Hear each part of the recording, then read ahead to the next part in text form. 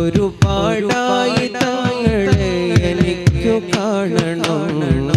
ഒരു ദിനമെന്റെ കണ്ണുമങ്ങ അനുഭവിക്കണം. ഒരു പാപത്തിനുള്ള പൂതി അങ്ങു തീർക്കണം.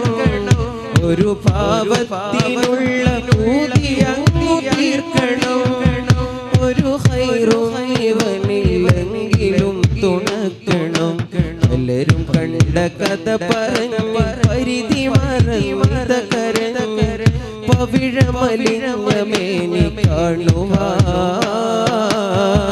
പ്രഭമുഖമൊന്നു നോക്കി നിൽക്കുവാൻ എല്ലായിടമിൽ മദ്ഹുരന്ന് പതിവിലായി സ്വലാത്ത് ചൊന്ന് പരിമളമേനിയെ മണക്കുവാൻ പരിഹാരം നബി